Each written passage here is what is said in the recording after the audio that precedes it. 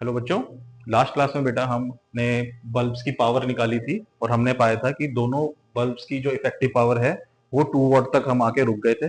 Now हम इस video में देखेंगे कि अगर हम इंडिविजुअल नई एफिशिएंसी भी निकालें तो उन सबका जो एडिशन है वो भी 2 वॉट ही आएगा।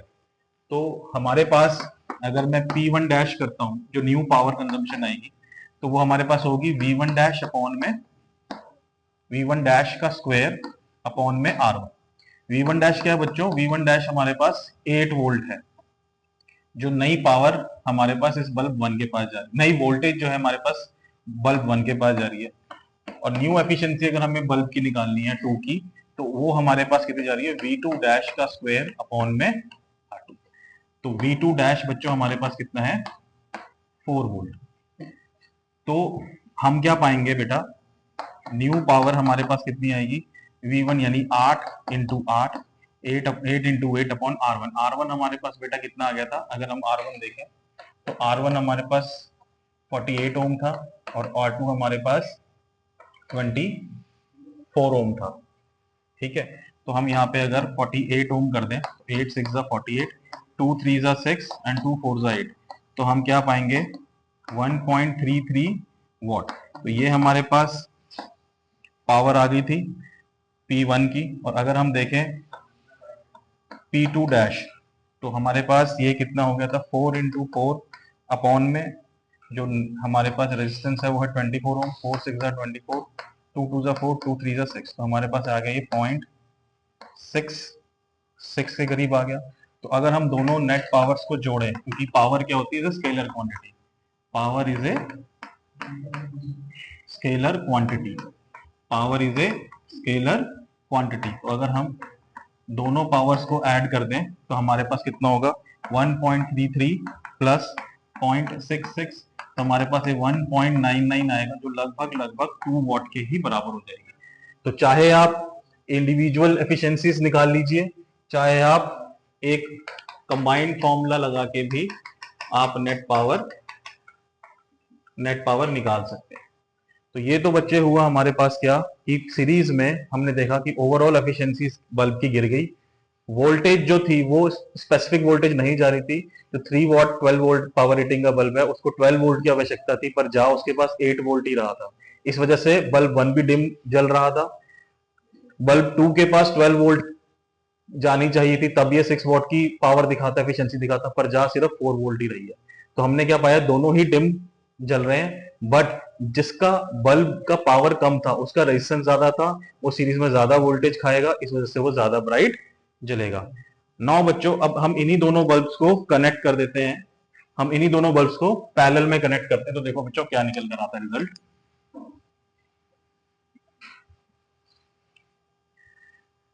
तो जब हम बच्चों दो बल्ब्स को,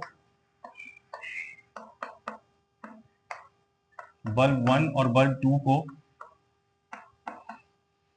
जिसकी पावर रेटिंग है 3 वॉट 12 वोल्ट और इसकी पावर रेटिंग है 6 वॉट 12 वोल्ट, और इसको हम 12 वोल्ट की बैटरी के साथ कनेक्ट करेंगे, तो अब हम क्या पाएंगे कि न्यू पावर क्या होगी? हम क्वेश्चन पूछेंगे, which bulb will glow brighter?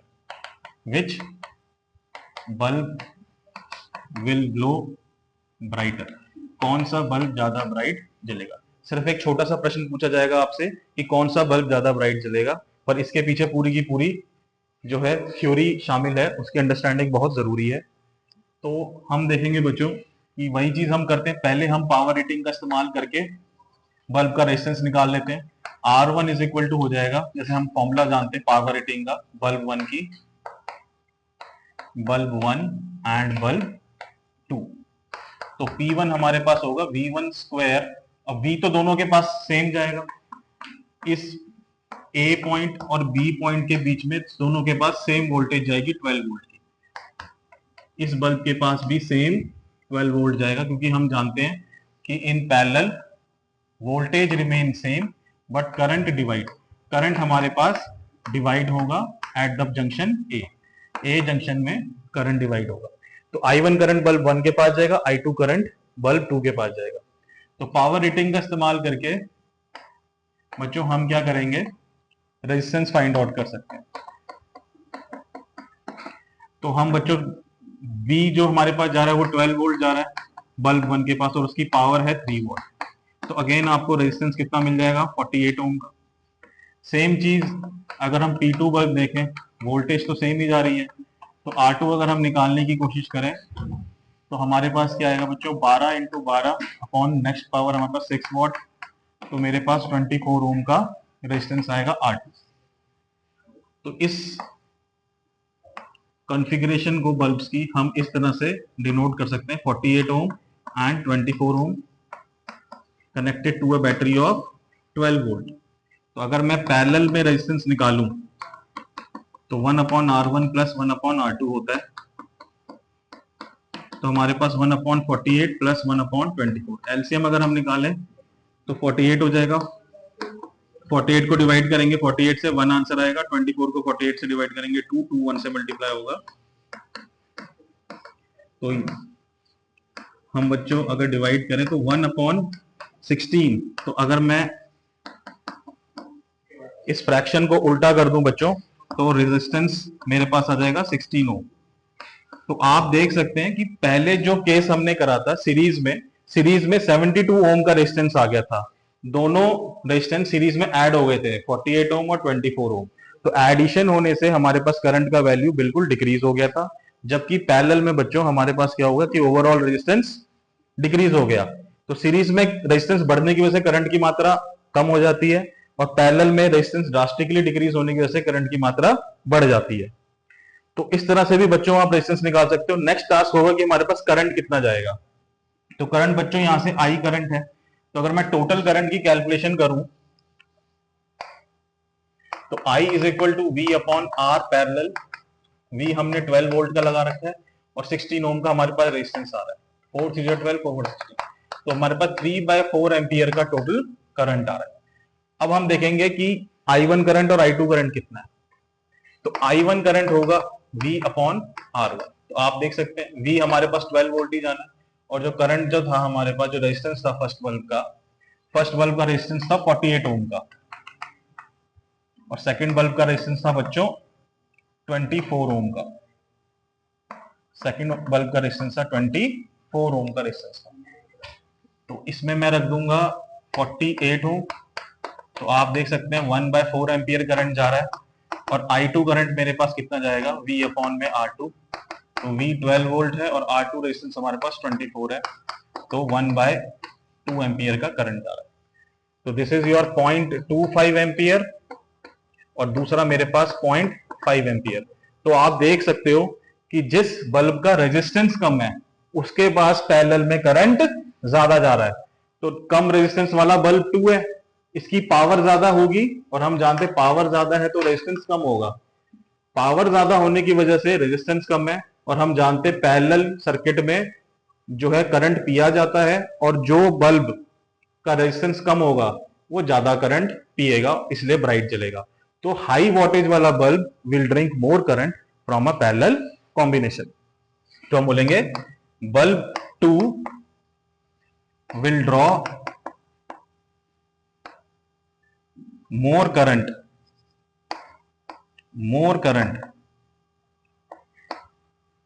more current and hence will glow brighter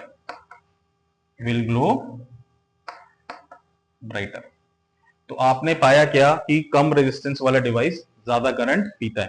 कई बार बच्चों ऐसा होता है कि हमारे पास, हमने देखा होगा कि मान लो हमारा एक बाथरूम है और बाथरूम में हमारे पास एक गीजर लगा हुआ है, एक हाई वोल्टेज डिवाइस है गीजर का जो वोल्टेज होता है पावर रेटिंग 2000 वॉट से ऊपर होती है, और एक उसमें हमने एक बल्ब लगा रखा है साथ ही में, और घरों के अंदर सारा का सारा पैरेलल वायरिंग होती है, domestic circuit are parallelly wired.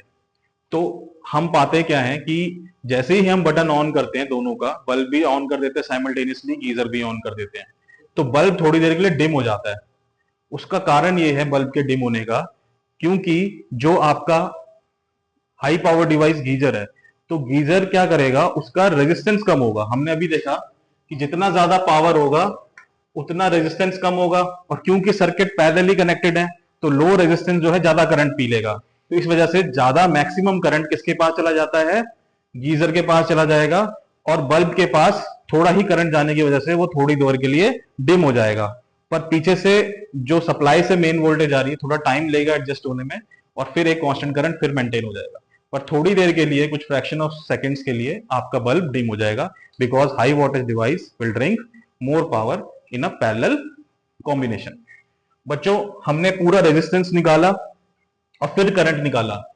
हम क्या कर सकते थे, हम एक सिंगल फॉर्मूला बना के भी टोटल करंट निकाल सकते थे। तो हम देखेंगे वो फॉर्मूला क्या है, जिससे हम रेजिस्टेंस हमें ना निकालना पड़े। तो हम जानते हैं कि इन पैरेलल सर्किट करंट जो है आपका डिवाइड होता है। तो हमने लिख लिया एट जंक्शन ए अगर मैं ले लूं, करंट डिवाइड्स, तो करंट आपका डिवाइड हो गया, करंट डिवाइड्स। तो I इक्वल टू क्या होगा बच्चों हमारे पास, I हो जाएगा P अपॉन V, I1 होगा P1 अपॉन V, और हमारे पास I2 होगा P2 अपॉन V। अब इसमें से अगर हम राइट हैंड साइड में से अगर हम 1/V कॉमन निकाल लें, तो बच्चों हमारे पास एक्सप्रेशन बचती है ये V लेफ्ट और राइट दोनों साइड से कैंसिल हो जाएगा, तो नेट पावर आपकी इंक्रीज हो जाएगी। तो ये जनरल फॉर्मूला है बच्चों। तो अगर हम देखें पूरे सर्किट की नेट पावर, तो वो कितनी हो जाएगी, 3 वॉट प्लस 6 वॉट, तो 9 वॉट की नेट पावर होगी। और अगर हम करंट निकालना चाहें तो करंट हमारे पास क्या होगा बेटा, P net equal to VI, तो I is equal to P net upon में V।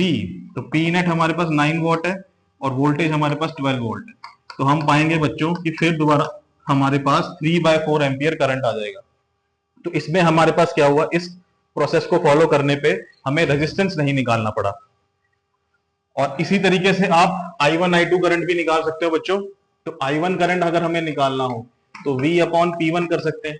वोल्टेज हमारे पास 12 वोल्ट ही जाएगी क्योंकि नेटवर्क पैरेलल में है, इसके पास भी 12 वोल्ट जाएगा, इसके पास भी 12 वोल्ट जाएगा, तो हमने ऊपर दिखा रखा है। इसी की पावर से आप डिवाइड कर दोगे, हम सर गलत लिख रहे बच्चों, I1 इक्वल टू P1/V। तो P1 हमारे पास कितना है, 3 वॉट है और वोल्टेज 12 जाएगी, तो हम डायरेक्टली करंट निकाल सकते हैं 1/4 एम्पियर। और I2 हमारे पास कितना है, P2/V, तो हमारे पास पावर है 6 वॉट और नीचे 12, तो हमारे पास 1/2 एम्पियर करंट जाएगा। This is your 0.25 amps and this is your 0.50 amps. तो आप देख सकते हो कि हर बार हमें रेजिस्टेंस निकालने की जरूरत नहीं पड़ेगी, बशर्ते कि हमें ये फॉर्मूला सीरीज और पैरेलल का याद रहे। बट बच्चों एक जरूर हमें ध्यान रखने वाली बात है कि अगर हम पावर रिलेटेड क्वेश्चंस कर रहे हैं तो जितनी भी वॉटेज पावर रिलेटेड क्वेश्चंस में अगर हमें जितनी वोल्टेज दे रखी है उसमें जो वोल्टेज सप्लाई है ये फैक्टर सेम रहना चाहिए। अगर ये फैक्टर सेम रहेगा तभी आपका ये फॉर्मूला वैलिड होगा, अदरवाइज वोल्टेज सीरीज में अलग अलग डिवाइड हो जाएगी। तो आपको ध्यान रखना है कि ये फैक्टर सेम होना चाहिए तभी ये फॉर्मूला एप्लीकेबल है। पैरेलल भी बच्चों ध्यान रखना कि अगर हमारा 12 वोल्ट की रेटिंग पे 3 वॉट एफिशिएंसी, 12 वोल्ट पे हमें 6 वॉट की एफिशिएंसी, तो बैटरी भी हमारे पास 12 वोल्ट की ही लगी रहनी चाहिए। अदरवाइज क्वेश्चन में करंट कम ज्यादा हो जाएगा और हमारे पास सीरीज में क्या हो जाएगा, वोल्टेज कम ज्यादा जाएगी, उस हिसाब से एफिशिएंसीज भी डिफर कर जाएंगी। सो होप ये वीडियो आपको इंफॉर्मेटिव लगेगी। Thank you very much.